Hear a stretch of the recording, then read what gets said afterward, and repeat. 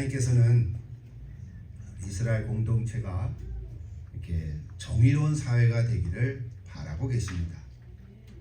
그래서 오늘날 우리가 살아가는 예수 믿는 그리스도인들의 몸이 교회 마찬가지로 이렇게 공의로운 공동체, 사랑이 넘치는 공동체가 되기를 기대하십니다. 그래서 하나님께서는 이스라엘 공동체에 율법을 주셨고 오늘 우리에게는 하나님의 말씀 성경을 주셨습니다. 그래서 그 율법 안에는 여러 가지의 계명과 또 규례와 법도가 있습니다. 그 중에서 특별히 공직자에 대한 규례와 법도가 따로 있습니다. 그것이 오늘 신명기 16장 18절부터 18장 8절까지입니다. 오늘 다 읽지는 않았지만 우리 매일 성경을 보면 다 지나간 날짜들인데 16장 18절부터 18장 8절까지 요즘으로 얘기하면 선출되거나 임명된 고위급 국가 공무원들에 대한 이야기입니다. 짧게 얘기하면 저렇게 되어 있습니다. 16장 18절부터 17장 13절까지는 재판장들과 성경의 유사, 세 번역에는 지도자들이라 하는데요. 영어로 보면 저지하고 오피셜이라고 되어 있습니다. 이 재판자들과 지도자들에 관한 규례와 법도가 기록되어 있습니다. 핵심은 공의로운 재판을 하라는 거죠. 공정한 재판을 하라고 말씀하고 있습니다. 둘째는 17장 14절부터 20절까지. 그래서 오늘 본문 읽은 건데 왕에 대한 얘기죠. 왕의 자격과 또는 금지사항과 사명에 대한 이야기를 이제 말씀해주고 있습니다. 이따가 자세히 얘기하겠습니다만 세 번째는 신명기 18장 1절부터 8절에 나오는데 제사장과 레위인들에 대한 규례와 법도입니다. 여러분 잘 알지만 제사장과 레위인은 땅을 분배받지 못했습니다. 그래서 그들은 자기의 기업이 없습니다. 왜냐하면 하나님이 그들의 기업이기 때문입니다. 그래서 각 지파 12지파가 하나님께 드리는 11조와 제물들로 그들은 생활하도록 되어 있습니다. 그래서 그들은 어떤 지방에서 제사 임무를 하거나 중앙에 와서 임무를 하거나 어디에서 임무를 하든지 똑같이 수행을 하는 거고 똑같이 서열도 없고 또는 차등을 두지 못하도록 하는 그 내용이 그 말씀드립니다. 이와 같이 하나님께서는 모세를 통해서 출애굽한 제2세대들에게 이제 곧 가나안으로 들어갈 텐데 가나안으로 들어가서 이렇게 해라. 정의로운 사회를 만들어라. 공정한 공동체를 이루어라 라고 다시금 말씀하고 있습니다. 그리고 오늘 본문은 왕에 대한 규례의 법도입니다. 여러분 잘 알지만 사실 왕은 아직 세워지지 않았죠. 구약성경을 한번 읽어본 사람은 초대 왕인 사울 왕인데 역사적으로는 마지막 사사인 사무엘 선지자가 기름을 부어서 왕을 세웠습니다. 그것이 초대 사울 왕이었습니다. 근데 오늘 신명기 17장 14절에 보면 저렇게 되어 있습니다. 같이 한번 읽어볼까요? 내가 우리 같이 아까 다 읽었습니다만 내가 내 하나님 여호와께서 내게 주시는 땅에 이르러 그 땅을 차지하고 거주할 때에 그 다음 보세요. 만일 우리도 우리 주변의 모든 민족들 같이 우리 위에 왕을 세워야겠다는 생각이 나거든 그랬어요. 아직 왕을 세운 게 아니었죠. 사무엘상에 보면은 이스라엘 백성들이 우리도 왕을 주옵소서라고 사무엘 선지자한테 막 외칩니다. 원래 이스라엘에는 왕이 필요가 없었죠. 왜냐하면 하나님이 왕이셨기 때문에. 그래서 사무엘 선지자도 난처해서 하나님께 기도하니까 하나님 뭐라 그러셨어요? 그냥 허락해라. 니네들이 원하니까 니네들이 왕을 그러면 세워봐라. 그러니까 왕은 하나님이 원래 원해서 세운 제도가 아닙니다. 근데 오늘 놀랍게도 아직 가나안으로 들어가기 전인 이스라엘 백성들에게 하나님께서 모세를 통해서 저런 구조를 주십니다. 만일 그러니까 하나님이 먼 미래를 보시고 이미 아셨을 것 같아요. 그죠? 그러니까 저런 말씀을 주셨죠. 만일 생각이 나거든 조건을 붙여서 말씀해 주셨습니다. 오늘 본문은 그렇게 복잡하지 않습니다. 왕에 대한 얘기인데 세 가지를 주셨죠. 첫째는 왕의 자격, 그리고 금할 것, 그리고 특별히 힘써야 할 어떤 이 사명, 이렇게 세 가지를 주십니다. 첫째는 왕의 자격인데요. 15절 보면 두 가지를 얘기합니다. 하나님께서 택하신 자를 세울 것이라. 그리고 형제 중에서 한 사람을 세울 것이라. 타국인은 왕이 될 자격이 없다는 거죠. 요즘 우리도 그렇죠. 미국 왕은 미국 시민권자가 돼야 되죠. 이 영주권자는 대통령이 될 자격이 없습니다. 이런 자격을 주신 궁극적인 목적이 어디에 있냐면, 비록 너희가 왕을 세운다 하더라도 진정한 왕은 오직 하나님이시라는 것을 계속해서 알려주시기 위한 것이에요. 너희가 왕 세운 왕의 왕도 하나님이시다. 왕은 대리인이다 라고 하는 것이죠. 왕은 너희 위에 군림하는 자가 아니라 백성을 위해서 존재하는 자다. 너희 같은 형제 중에 하나라는 거예요. 또 설명하지 않아도 무슨 얘기가 됐습니다. 두 번째는 세 가지 금지 조항을 얘기하는데 16절과 17절에 나옵니다. 첫째는 병마를 많이 두지 말라. 이게 병마라는 것은 기병, 즉 말을 탄 어떤 그 병력을 의미하죠. 여러분, 말이 없는 군대하고 말을 가진 군대하고 싸우면 누가 이겼어요? 말을 탄 병자가 이기지 않겠습니까? 요즘으로 하기면 최신식의 무기를 가진 군사력을 의미합니다. 핵이 있는 나라와 핵이 없는 나라가 싸우면 누가 이길까요? 둘 다 죽습니다. 그래서 핵을 갖고 있는 사람이 함부로 핵을 쏘지 못합니다. 그러니까 그냥 위험만 주는 거예요. 사실은 그렇습니다.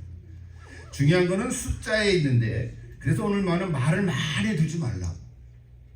왜냐하면 말을 많이 두면 하나님보다는 말을 의지하기가 쉽기 때문에 그렇습니다. 우리는 말을 많이 두고 싶어 합니다. 그러나 그 말을 많이 뒀다고 하나님을 의지하는 거예요. 이 시편 20편 7절에 보면 저런 구절이 있습니다. 어떤 사람은 병거를, 어떤 사람은 말을 의지하나 우리는 여호와 우리 하나님의 이름을 자랑하리로다. 이 자랑이라는 말은 의지한다는, trust in 그랬어요. 똑같은 의지예요. 하나님의 이름을 자랑하리로다. 여러분들 그렇습니까? 여기 뭐 적용 얘기 많지만 그냥 빨리 넘어가야 되는데요. 이 다윗이 선포하는 거죠. 여러분, 말을 많이 두게 되면 어떤 일이 일어납니까? 다른 나라를 공격하고 싶은 거예요. 안 그렇습니까? 내가 요즘 새로 들어온 말이 한 10필이 있는데 이거 좀 써보게 되잖아요. 내가 새로 산 무기가 있는데 이거 한번 총을 쏴봐야 되잖아요. 혼자 연습하려니까 재미없잖아요. 호수아비라도 쌓아놓고 세워놓고 쏴야지 이게 진짜 맞나? 효력이 있나? 그럴 거 아니겠어요. 별 무기들이 얼마나 많습니까? 생물학 무기도 있고 화학용 무기도 있고, 사람을 인질로 잡아가지고 사람을 또 생체 실험도 하고, 이 역사 속에서 있는 일들이잖아요. 그래서 말을 많이 두면 전쟁을 하고 싶은 유혹에 빠지기 쉽습니다. 현대말로 하면 군비 확장주의에 빠질 수가 있습니다. 여러분, 최근 기록을 보니까 한국의 현 정부가 2년도 되지 않았는데 과거의 5년의 정부보다 5배나 더 많은 무기를 수입했다는 거예요. 이런 얘기 잘 안 나오죠. 5배나 많은 무기를 수입했다는 거예요. 그거 갖고 뭐 하려고 그러는지 모르겠어요. 그 돈 가지고 어려운 사람이나 많이 죽여야겠지 라는 생각도 할 수 있어요. 뭐 그들이 결정한 거니까 비판하는 게 아니라 그렇다는 거예요. 다른 분야는 엉망이어도 군사력 확장에 집중하게 되면 위험합니다. 현재 북한이 그렇지 않습니까? 백성들은 참 굶어 죽어서 고통 속에 있는데 참 미사일이나 또 이런 무기들, 핵도 만들어 가고 있는 북한을 볼 때 안타까운 거지. 제국주의적인 왕이 되기가 쉽단 말이에요. 또 병마를 많이 두지 말라고 경고하신 것은, 그때 당시 왕은요, 말은 애굽에 있었는데, 그래서 이스라엘 백성들이 저렇게 얘기하는 게, 말이 더 필요하면 어디 가서 하면 애굽에 가서 사오는 거거든요. 애굽에 좋은 말들이 많으니까. 근데 하나님께서는 금한 거예요. 왜? 애굽으로 다시 가서 말을 사오려고 그러면, 지금 애굽에서 떠난 지가 40년밖에 안 됐는데 거기 가서 또 사오려고 하면 여기 애굽도 괜찮네, 좋네 하고 다시 돌아갈 생각을 하게 된다는 거예요. 그래서 절대로 가지 말라는 거예요. 사오려면 다른 데 가서 사오지 라고 하는 거예요. 그런 구조는 없어요. 애굽에 가지 말라는 거예요. 두 번째는 왕은 아내를 많이 두지 말라는 거예요. 아내를 많이 두면 좋을까요? 좋을 수도 있겠죠. 골치 아프죠. 그러나 여러분, 특별히 아내는 이방 민족 출신의 공주를 아내로 두지 말라는 거예요. 왜 그랬을까요? 이방 민족의 아내를 두면 그들이 섬겼던 신까지 갖고 들어오니까. 그래서 우상을 섬기게 될 거라고. 그래서 미혹된다는 거예요. 최고조로 당한 것이 바로 솔로몬 왕비였습니다. 여러분 열왕기상 1장 3절 11장 3절 4절에 보면 왕은 후궁이 몇 명이에요? 700명, 첩이 300명, 합이 1000명. 그거밖에 안 돼. 여러분 숫자가 많은 것이 중요한 게 아니에요. 그 다음 문장이 더 중요해요. 같이 읽을까요? 그 여인들이 왕의 마음을 돌아서게 하였더라. 이게 중요한 거예요. 한 명이라도 100명이든 1000명이든 그 여인들이 왕의 마음을 돌아서게 해서 이방신을 섬기게 한다는 것이 그게 더 위험하고 중요한 거예요. 그래서 하나님께서는 아내를 많이 두지 말라는 거예요. 그 여인들이 마음을 돌려서 다른 신을 따르게 하였으므로 왕의 마음이 그의 아버지 다윗의 마음과 같지 아니하여 그의 하나님 여호와 앞에 온전하지 못하였다. 여러분 지혜를 구했던 솔로몬 왕이 말년에 가서는 이렇게 실패하는 왕이 되고 말았습니다. 그래서 그 후에는 남북이 갈라지게 됐죠. 우상이 문제였습니다. 세 번째 마지막으로 금한 것은 은금을 많이 쌓지 말라고 했어요. 여러분 은금이라는 것은 나라의 국고를 의미하죠.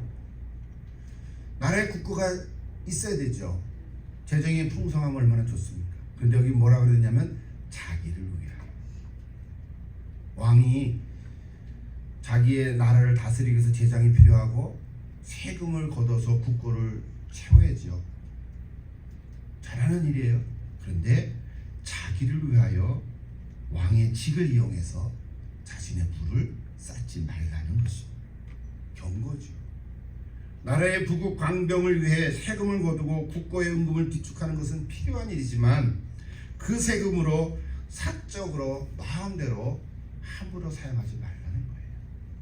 이미 이 출애굽 시대에 가나안으로 들어가기 전에 하나님께서는 모세를 통해서 이스라엘 백성들에게 주신 세 가지 금지 조항입니다. 왕은 이래야 한다는 거예요. 국고가 튼튼해야 되겠지만 이스라엘 백성을 지키고 보호하는 데 사용해야지 자기의 사역을 위해서 쓰지 말라는 것입니다. 시편 127편 1절을 보면 여호와께서 집을 세우지 아니하시면 세우는 자의 숙고가 헛되며 여호와께서 성을 지키지 아니하시면 파수꾼에 깨어있음이 헛되더라. 맞죠? 가정이나 국가나 하나님께서 지켜주실 때에 온전히 세워질 것입니다. 넓게는 한 나라고 작게는 우리의 가정도 주인은 하나님이십니다. 하나님이 지켜주셔야 됩니다. 여러분 내가 돈이 많이 있다고 그게 다 잘 되는 건 아니에요. 하나님이 지켜주시지 않으면 어딘가 모르게 다 세워버리고 말입니다. 가정도 그렇고 우리 한 국가도 그렇습니다. 여러분 다 임마누엘 가정이 되기를 축복합니다.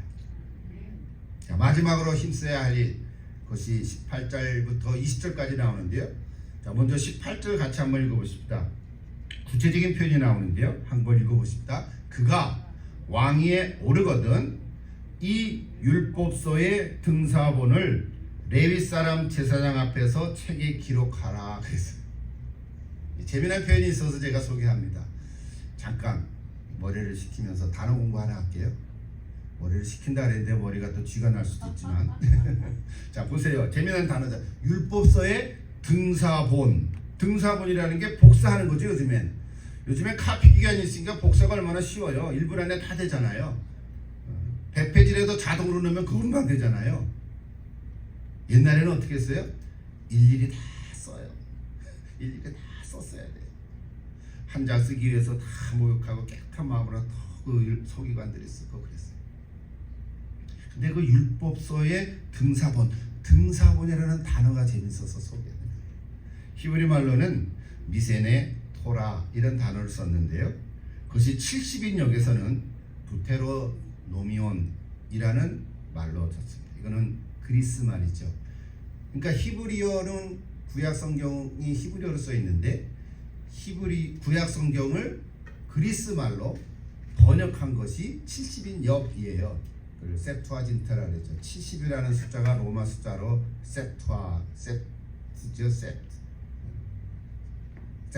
세템버가 원래 77이라는 단어잖아요. 세템버. 우리는 9월이지만 세템버.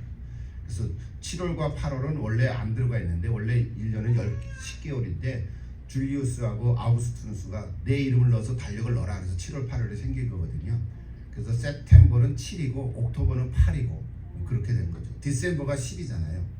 어쨌든 70인역인데 이 70인역이 70인명의 학자들이 기원전 300년경에 시작을 해서 한 200년 걸쳐서 작성을 한 거예요. 그것이 70인역이라고 우리가 얘기합니다. 근데 그 70인역에 저 등사버리는 단어가 두테로노미온이라고 단어를 썼어요. 근데 저 단어가 영어로 보면 뭐가 됐냐면 두트로노미가 된 거예요. 그래서 우리 신명기라는 성경의 영어 단어는 두트로노미가 된 거예요. 두트로노미가 무슨 뜻이야? 몰라. 신명기에 신명기라는 건 또 뭐예요?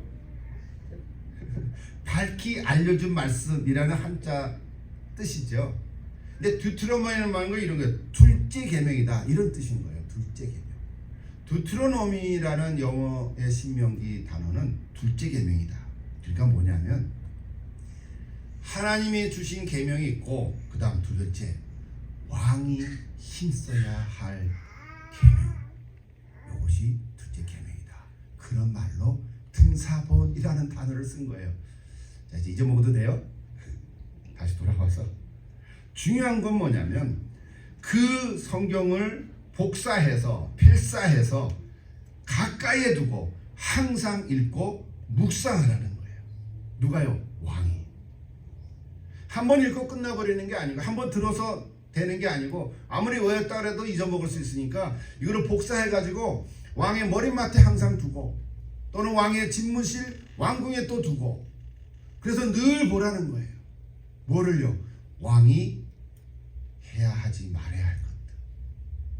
그리고 제일 중요한 거는 하나님은 너의 왕이시다 하는 메시지를. 내가 왕인데요? 알아.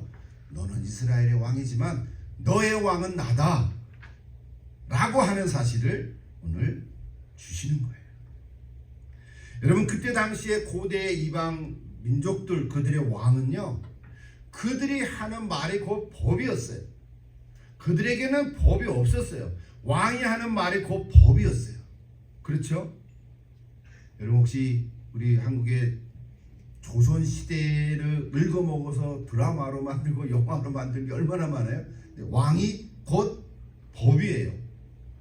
왕 한마디 말하면 살 수도 있고 죽을 수도 있고요. 법이 소용이 없어요. 왕이 왕이 하는 말이 곧 법이었잖아요. 맞죠? 네, 그런 시대였어요. 근데 이스라엘 나라의 주변 나라는 다 그랬는데 그런데 이스라엘 왕에게는 네 말이 법이 아니야. 내 말이 법이야. 라고 하나님께서 말씀해 주시죠. 이게 놀랍지 않으세요? 3,500년 전의 이야기. 그러므로 여러분 왕은 법 위에 군림하는 초법적인 존재가 아닙니다. 역사적으로 그런데 하나님을 섬기지 않고 하나님을 모르는 많은 나라의 지도자들은 왕은 그런 왕들이 참 많았습니다. 시간이 없어서 다 소개 못하는데 제가 한 가지만 예를 드릴게요. 혹시 이런 말 들어보셨어요? 짐이 곧 국가다. 우리 고등학교 때 들어본 적 있죠. 짐이 곧 국가다. 누가 한 말인지 생각해 보세요. 그런데 최근에 2020년에 와서는 실제로 그 사람이 이 말을 했는지는 알 수 없다 또 해석이 있어서 또 이렇게 논란이 있고 그게 정설로 되어졌지만요. 세상에서 가장 강력한 왕이 되고 싶어 했던 프랑스의 17세기 왕인 루이 14세의 말이었습니다. 루이 14세가 이런 말을 했죠. 짐이고 국가다. 와, 이거는 뭐 최고조의 왕이죠. 절대 왕이죠. 근데요, 루이 14세는 5살이 되면서부터 왕이 올랐어요. 5살이 뭐 알겠어요? 똥오줌도 가는지 잘 모르겠어요. 그런데 왕이 되면서 왕위에 올라서 죽을 때까지, 즉 72년 3개월을 왕위에서 통치한 최장수 장기 집권을 할 절대 군주였습니다. 그러니까 루이 14세가 하는 말은 그냥 법이 될 수밖에 없었죠. 그는 가톨릭 신자였지만 여성 평등이 심했고요. 뭐 좋은 업적도 남겼지만 위근원을 탄압했고요. 낭트 칙령을 철회하기도 했습니다. 뭐 조약을 맺은 거 그냥 헌신짝처럼 보는 거예요. 얘기하려면 뭐 찾아보십시오. 루이 14세 쫙 나옵니다. 많은 병들이 있고 그때 당시에 흘러간 전염병도 많았지만 말년에 가서는 그런 온갖 병에 걸려서 참 비참한 그런 죽음을 맞이했습니다. 재미난 얘기가 많아요. 한번 읽어보십시오. 최근에 예를 들면요, 30년 전인데 1989년 12월 25일 성탄절 날에 국정농단과 부정부패로 국정을 파탄시킨 대통령 부부가 있었는데 재판을 받아서 사형 선고를 받고 곧바로 처형된 사건이 있었습니다. 기억하세요? 바로 루마니아 대통령 차우세스쿠. 루마니아 대통령 차우세스쿠, 니콜라의 차우세스쿠와 그 아내 엘레나 부부가 처형됐어요. 권력을 독점하고 족벌 정치를 하고 감시원래를 통제하면서 진실을 가리는 공포 정치를 일삼았습니다. 그리고 자신을 위해서는 궁조를 짓고 독재 정치를 펼치면서 경제를 파탄시킨 그런 왕이었기 때문에 나라가 재판석에 세워서 사형을 선고했는데 진짜 처형하고 말았어요. 1989년 12월 25일에 일어난 일입니다.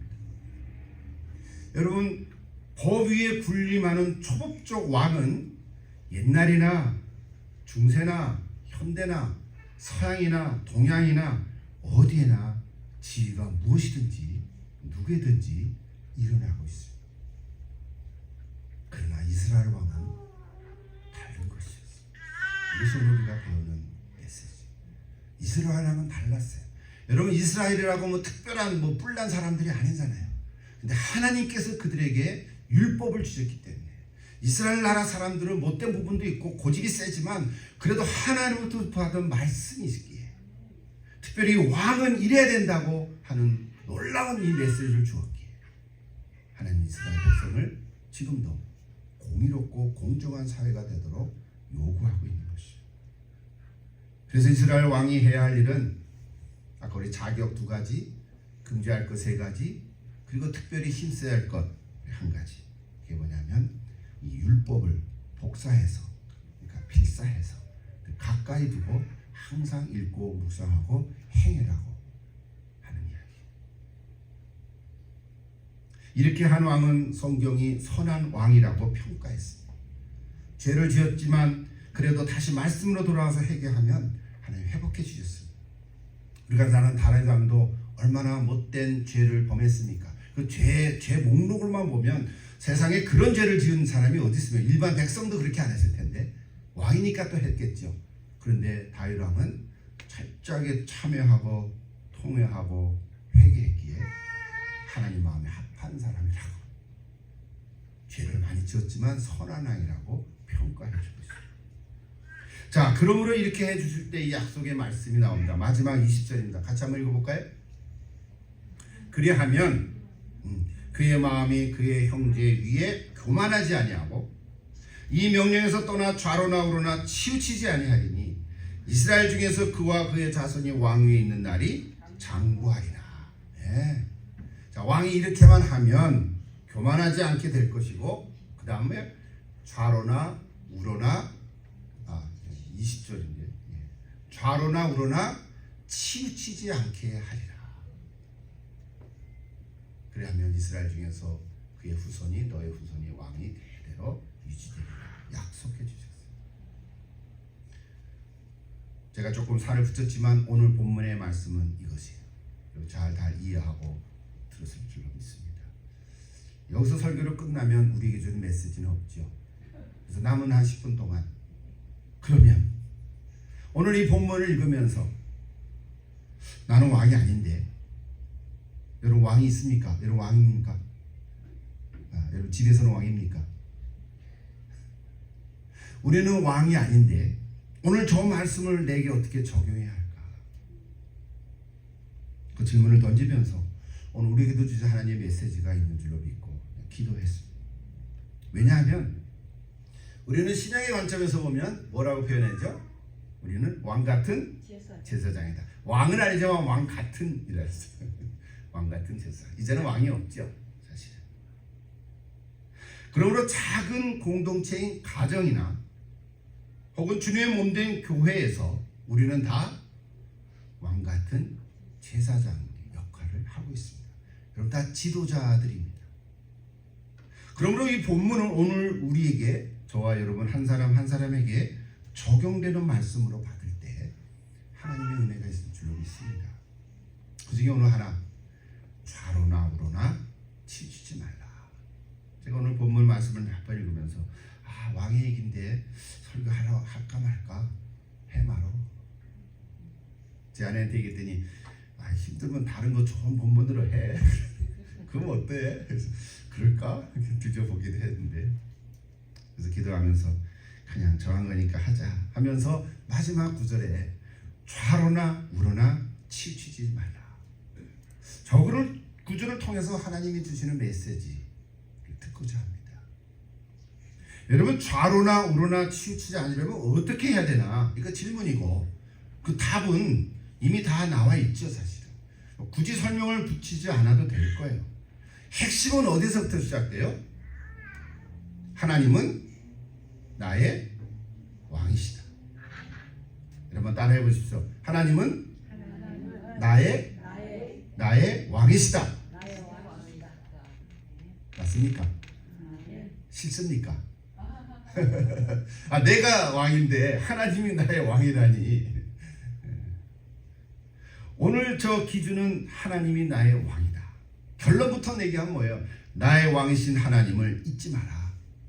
항상 기억해라. 저 메시지죠. 이제 끝났죠? 조금 더 살을 붙이는 거예요. 자, 그러면 저 구절은요, 우리 보통 사람이 생각할 때는 어떤 뜻을 얘기해요? 좌로나 치우치지 말고 우로나 치우치지 말라. 이 말은 뭐예요? 그러니까 일반적으로 얘기하면 이도 아니고 저도 아니고 그냥 중도다. 이렇게 이해할 수 있잖아요. 그죠? 좌로나 우도 아니고. 좀 정치적인 얘기는 뭐예요? 좌파도 아니고 우파도 아니고. 사상적으로는 그렇게도 얘기하죠. 나는 중도야. 실제로 그 언론 그 통계를 보면 중도파들도 있더라고요. 근데 중도파라는 게 실제로 있나요? 없죠. 그냥 뒤에 보고 있는 거죠. 여기로 갈까 저기로 갈까. 그런 사람들이죠. 어떤 면에서 보면. 그러니까 중도가 아니에요. 이런 뜻이 아닌 거예요, 사실. 또 어떤 기계적인 중립을 지키는 이야기도 아닌 거예요. 그래서 그런 게 가능한지는 모르지만 중도나 중립 저런 뜻은 아니라는 거예요, 진짜. 그럼 뭘까? 성경에서 말하는 구절의 의미는 뭘까? 그래서 또 찾아보지 않았겠어요? 구약 성경에 보니까 구절이 쓰여진 구절이 다 9개나 있더라. 9개. 우리가 읽고 있는 데는 신명기에 지금 한 5번 나오고요. 여호수아에 2번 나오고, 사무엘하에 1번 나오고, 잠언서에 1번 나와요. 또 나올는지도 모르죠. 제가 인덱스를 다 찾아보진 않았지만, 그리고 또 그걸 다 소개하려면 시간이 많아요. 근데 저게 나오는 뜻들은요 굉장히 다양해요. 그래서 그냥 제목만 지금 열거를 했습니다. 저런 뜻들이 많아요. 신명기 2장 27절에 보면 나를 내 땅으로 통과하게 하라. 여기 네는 헤스본 왕 시온에게 하는 모세의 말인데요. 내가 큰 길로만 행하고 좌로나 우로나 치우치지 아니하니라. 그러니까 저기서 말하는 좌로나 우로나 치우치지 아니하는 말은 중도나 어떤 그런 뜻이 아니라 내가 너하고 약속한 이 길로만 갈게. 새 길로 빠지지 않을게. 다른 길로 안 갈게. 이 통과만 해달라. 이 삥 돌아가면 너무 힘드니까 내가 이렇게 지나가는데 내가 그래서 선물도 줄게. 요 길로만 내가 갈게. 라고 얘기했는데 거절했지요. 성경에 보면. 그러니까 좌로나 우로나 치우치지 않는다는 말은 그냥 약속한 그 핀 길로만 갈게. 옆길로 안 빠질게. 이런 뜻인 거예요. 또 신명기 5장 32절이나 신명기 28장 14절이나 또 특별히 여호수아 1장 27절 23장 6절 이거 다 보면 좌로나 우로나 치우치지 말라는 말은 그 말씀을 떠나서 이렇게 규절이 되어 있어요. 그래서 오늘 우리가 나오는 본문이죠. 하나님의 법도에서 벗어나지 않는 그런 의미로 쓰여졌어요. 이게 좋죠? 애굽으로 돌아가거나 이방 나라로 들어가든지 그러지 말라는 거예요. 그 말씀이라는 것은 여호와만이 나의 하나님이시다. 그 말씀을 떠나서 이래로 저래로 하지 말라는 거예요. 이것이 오늘 두 번째 이야기예요. 하나님이 약속하신 그 가나안으로 들어가라. 여호수아에는 특별히 그런 의미로 쓰여졌어요. 또 세 번째 큰 의미는 신명기 17장 11절에 기록되어 있는데요. 곧 그들이 네게 가르치는 율법의 뜻대로 그들이 네게 말하는 판결대로 행할 것이요 그들이 네게 보이는 판결을 어겨 좌로나 우로나 치우치지 말라. 그러니까 이 말은 어떤 의미로 썼어요? 하나님의 왕이다 그런 의미로 쓴 게 아니라 네게 보이는 판결, 즉 어떤 판결을 내렸는데 그 판결을 받은 사람이 그 판결을 거역하거나 또는 무시하거나 그러지 말라는 거죠. 다시 말하면 판사를 존중하라는 거죠. 요즘들은 그렇죠. 근데 판사를 인정하고 싶지 않으면 뭐 항고하죠. 항소도 하고. 그래서 성경도 그런 게 있어요. 재판장이 판결한 거를 마음에 안 들면 제사장한테 가서 다시 이야기하라고 돼 있어요. 그러니까 항고하는 것은 여러분 두려워하거나 우습게 알지 말라는 거죠. 그런 의미에서 좌로나 우로나 치우치지 말라 이 얘기했어요. 네 번째 말은 사무엘하 14장 19절에 나오는데요. 이거는 스토리를 여러분 좀 이해하면 참 좋습니다. 사무엘하를 쭉 한번 읽어보십시오. 14장 13절부터 쭉. 왕 다윗이 이르되 이 모든 일에 요압이 너와 함께 하였느냐. 스토리 배경을 이해하면 더 좋은데 그냥 갈게요. 그 여인은 드고와 여인이 있어요. 드고와 여인이 대답하여 이르되 내 주 왕의 살아계심을 듣고 맹세하옵나니 왕이여 내가 맹세하니 내가 왕의 말씀을 내가 들었는데 좌로나 우로나 옮길 자가 없으리다. 무슨 뜻이에요? 내가 들은 말을 이 사람이나 저 사람이나 옮기지 않습니다. 여기저기 이렇게 뭐라 그럴까요? 이렇게 막 옮기지 않을 겁니다. 너만 알고 있어. 너한테만 하는 얘기야? 이렇게 안 한다는 거죠. 그런 의미에서 좌로나 우로나 치우치지 않는다는 단어를 쓴 거예요. 그러니까 저기는 말을 여기저기 옮기지 않는다는 의미에서 쓴 거죠. 오늘 제가 찾아본 좌로나 우로나 치우치지 않는다는 말의 의미들이 이렇게 여러 가지 문장 속에서 이렇게 사용한 것을 발견할 수 있어요. 그러면 오늘 우리가 듣고 싶은 메시지는 하나님은 나의 왕이시다. 이것에서 벗어나지 말라는 거죠. 이것에서 좌로나 우로나 치우치지 말라는 거죠. 여러분 결국은 이 말은 뭡니까? 하나님은 나의 왕이시다. 이 말씀에 쐐기를 박으라는 거예요. 이 말씀에 쐐기를 박으라는 거예요. 이 말이 하나님 나의 왕이시다라는 기준이라. 이 기준에 맞는가 맞지 않는가 좌로나 우로나 치우치지 말라는 거예요. 여러분 그렇게 하시겠습니까? 제가 마지막으로 그래서 잠언의 이야기를 한번 얘기하고 마치도록 하겠습니다. 잠언 4장 27절에 보니까 저런 기절이 또 나와요. 좌로나 우로나 치우치지 말고 네 발을 악에서 떠나게 하라. 근데 그 앞에 23절부터 쭉 읽으면 너무 좋아요. 같이 한번 읽어보셔도 좋고요. 한 절씩 소개할게요. 23절에 뭐라 그랬어요? 모든 지킬 만한 것 중에서 더욱 내 마음을 지키라. 생명의 근원이 이에서 납니다. 예. 어떻게 내가 좌로나 우로나 치우치지 아니할 수 있을까? 마음이 제일 중요한 거예요. 마음 먹게 딸려 있는데 그 마음이 뭐야? 마음을 지켜야 된다는 거예요. 어떤 마음을 지켜요? 하나님이 나의 왕이시다 하는 마음을 지키라는 거예요. 그걸 지켜야 우리는 살 수 있다. 어떻게 해요? 성령님께서 내 마음을 맡겨야 돼요.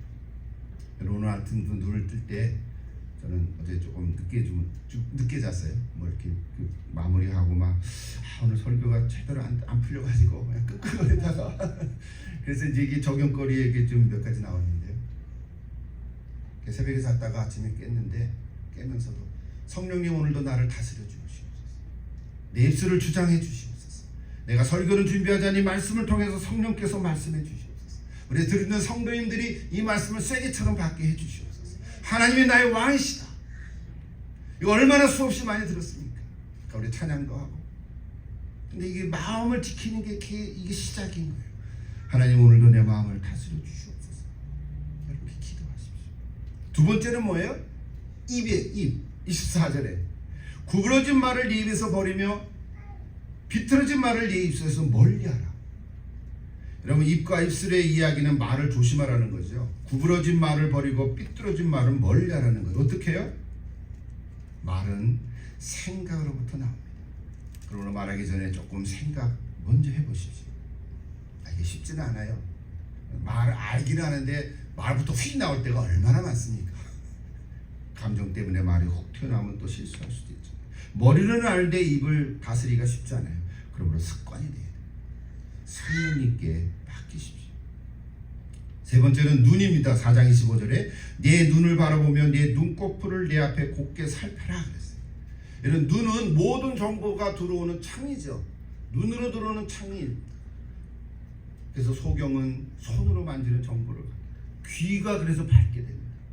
그러나 보통 사람 다 눈으로 정보가 들어오죠. 여러분, 보는 것이 얼마나 중요합니까? 보는 것을 잘 봐야 합니다. 무엇을 보느냐가 그래서 중요합니다. 여러분, 책을 보든지 글을 보든지 여러분 텔레비전을 보든지 뭐 유튜브를 보든지 다른 사람을 보든지 여러분 보는 대로 믿지 말고 그걸 분별할 줄 알아요. 여러분, 보는 대로 다 그냥 다 받아들이지 마십시오. 보는 거는 현상일 수 있거든요. 그 속에 있는 얘기도 있고 영적인 분별력이 필요합니다.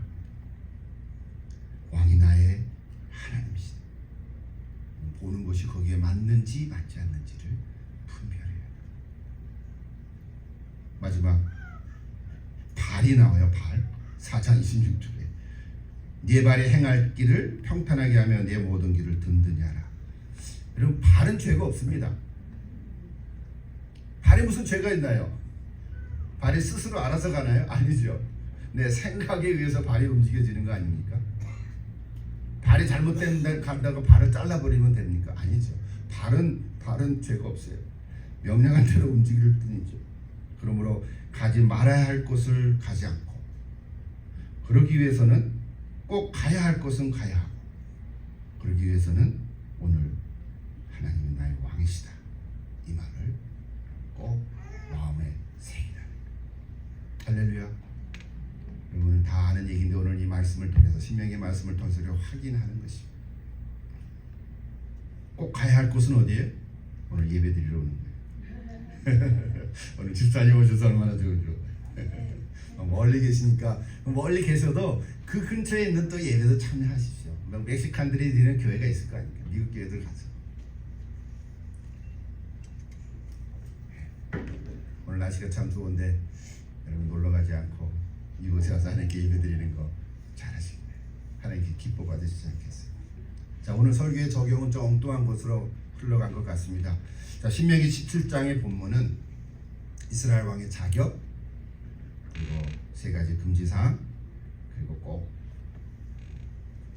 힘써야 할 사명 한 가지 얘기해 주셨습니다. 우리는 다 왕 같은 제사장, 그리스도 제자로 살아갑니다.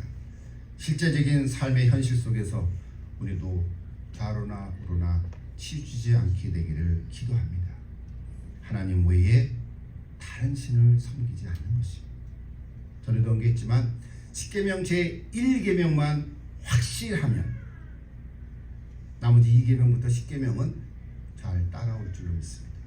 여기 제가 오늘 아침에 다시 그 설교를 보면서 이런 말을 썼어요.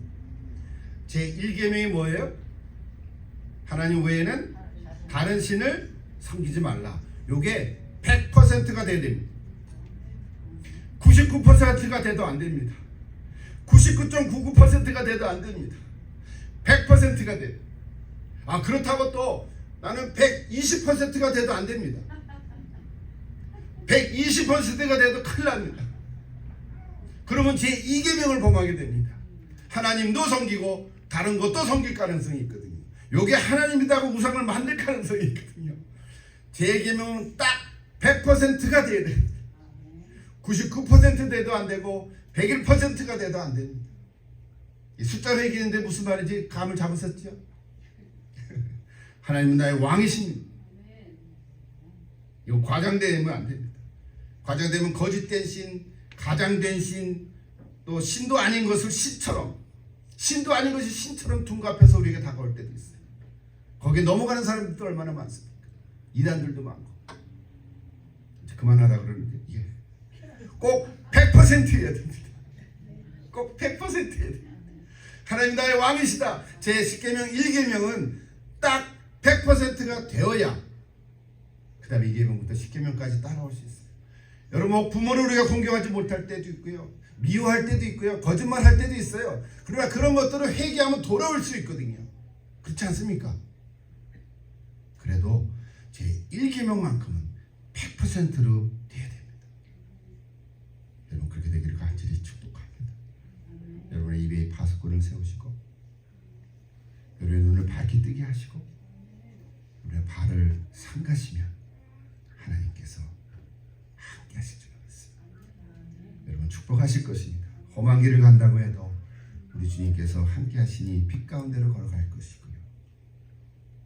캄캄한 밤이라 해도 주님께서 길이 되어 주시기